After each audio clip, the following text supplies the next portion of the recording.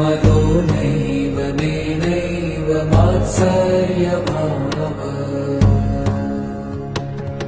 न धर्मो न चार्थो न कामो न मोक्षः चिदानन्दरूप शिवोऽहं शिवोऽहम्